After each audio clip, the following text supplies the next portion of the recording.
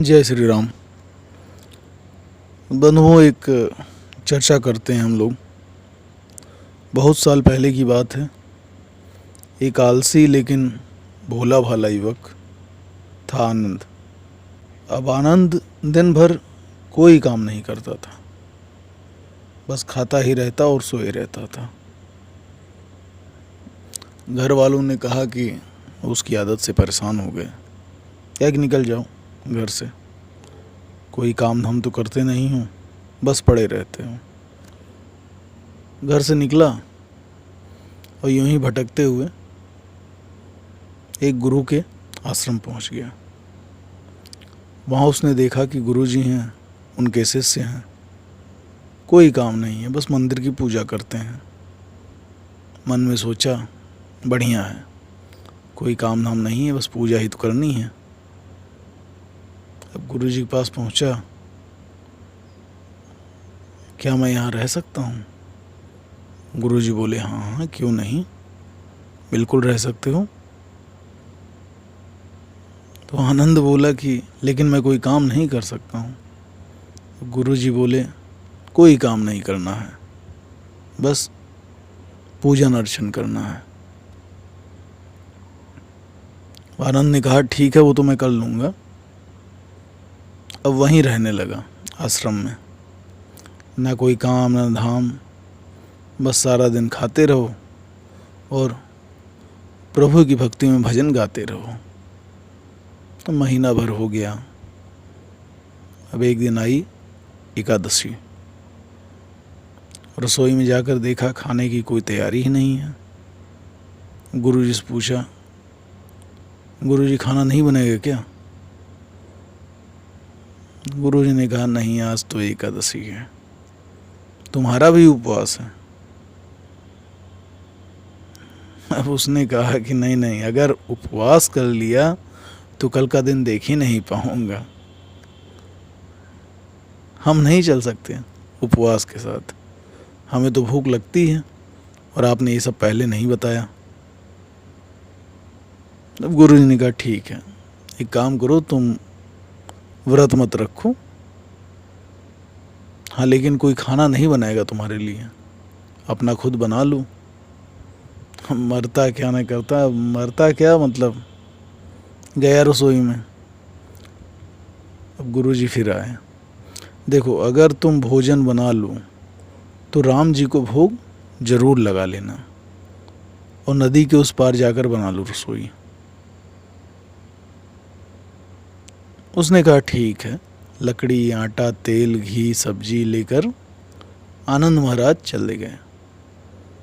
जैसा तैसा खाना बनाया, खाने लगा तो याद आया, अरे गुरुजी ने कहा है कि राम जी को भोग लगाना है।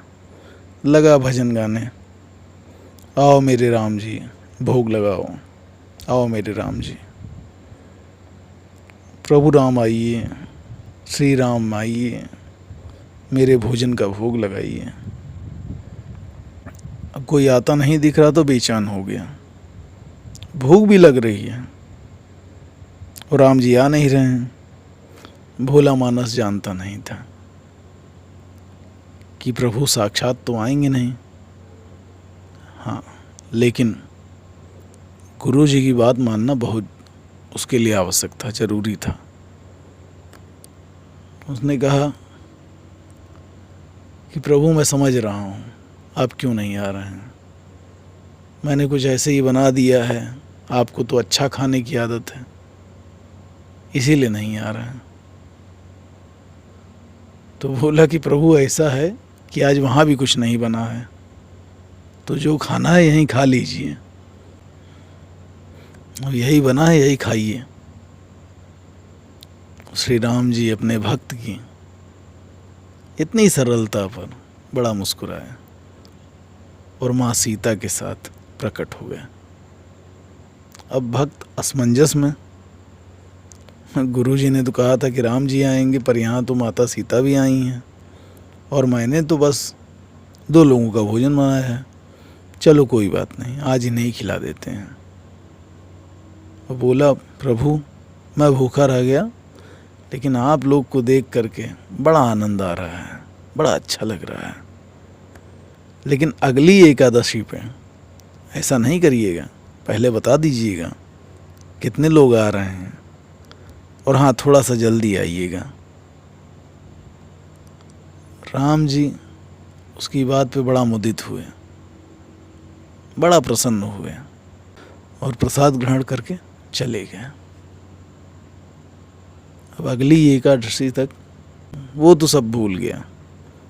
उसे लगा प्रभु ऐसे ही आते होंगे और प्रसाद ग्रहण करते होंगे, भोजन करके अपना जाते होंगे। फिर एकादशी आई। अब गुरु जी कहे कि ऐसा है,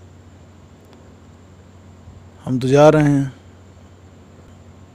गुरु जी से कहा मैं चला अपना भोजन बनाने, और गुरु जी थोड़ा ज़्यादा अनाज लगेगा, वहाँ 2 लोग आते हैं। गुरु जी मुस्कुराए कि भूख के मारे जो है पगला गया है, ठीक है ले जाओ और अनाज जितना चाहिए ले जा। अब इस बार उसने 3 लोग का भोजन बनाया। फिर लगाई आवाज़, प्रभु राम आइए, सीता राम आइए, आइए सीता माँ भोग लगाइए। प्रभु की महिमा भी बड़ी निराली है। भक्त के साथ कौतक करने में, हंसी मजाक करने में उन्हें भी बड़ा जो है आनंद आता है। इस बार तो वो लक्ष्मण जी के साथ, शत्रुघ्न जी के साथ, भरत जी के साथ और हनुमान जी को लेकर आ गए। अब तो भक्त को चक्कर आ गया, कहीं ये क्या हुआ, बनाए 1 का भोजन तो आए 2, और आज 2 से ज़्यादा बनाया तो आया पूरा खानदान। लगता है आज भी भूखा ही रहना पड़ेगा। सबको भोजन कराया और बैठे बैठे देखता रहा, और देखिए अनजाने में ही उसकी भी एकादशी हो गई। फिर अगली एकादशी आई, और आने से पहले गुरु जी से गया बात करने, वार्तालाप हुआ। प्रभु तो अकेले आते नहीं हैं, हर बार कितने लोग को लेकर चले आते हैं। इस बार एक काम करिए, अनाज जो है ज़्यादा दीजिए। गुरु जी को लगा कहीं अनाज ये बेचता तो नहीं है, तो भंडार में जाके कह दिया ऐसा है जितना अनाज चाहिए इसको दे दिया जाए, और छुप कर खुद ही देखने चले गए। अब इस बार आनंद ने सोचा खाना पहले बनाएंगे ही नहीं, भोजन ही नहीं तैयार करेंगे, पता नहीं कितने लोग आ जाएं,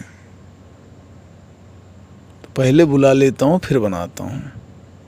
फिर आवाज़ लगाई, प्रभु राम आइए, श्री राम आइए, भोजन का भोग लगाइए। इस बार देखिए प्रभु के मन का कौतुक, पूरा राम दरबार वहाँ उपस्थित हो गया, आ गया। और इस बार तो हनुमान जी भी आए थे, और प्रसाद तो तैयार ही नहीं था।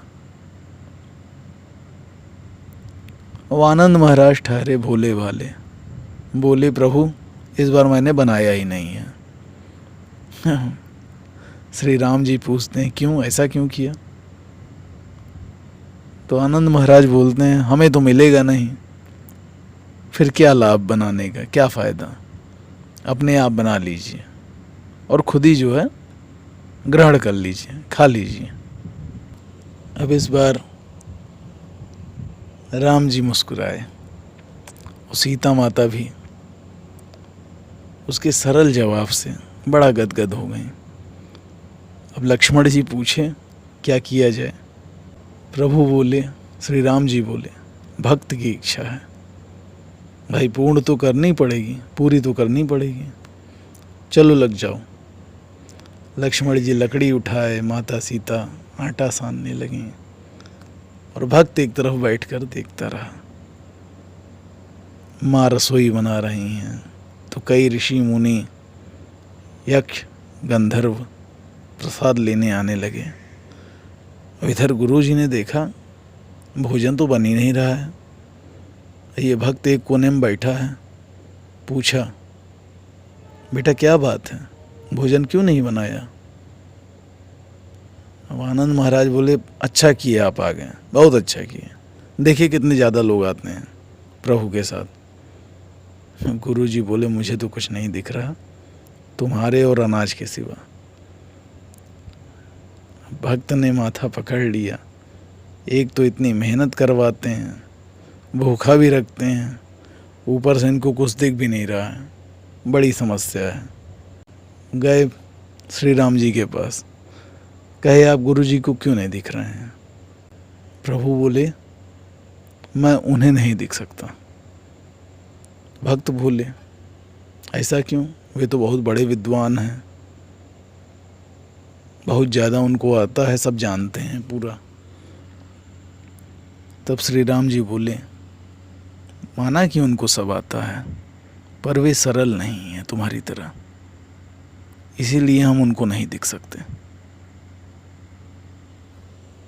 तब आनंद महाराज बोले, गुरुजी, प्रभु कह रहे हैं आप सरल नहीं हैं, इसीलिए आपको नहीं दिखेंगे। गुरुजी रोने लगे, वाकई मैंने सब कुछ पाया पर सरलता नहीं पा सका तुम्हारी तरह, और प्रभु तो मन की सरलता से ही मिलते हैं। प्रभु प्रकट हो गए और गुरुजी को भी दर्शन दिए। इस तरह एक भक्त के कहने पर प्रभु ने रसोई बनाई,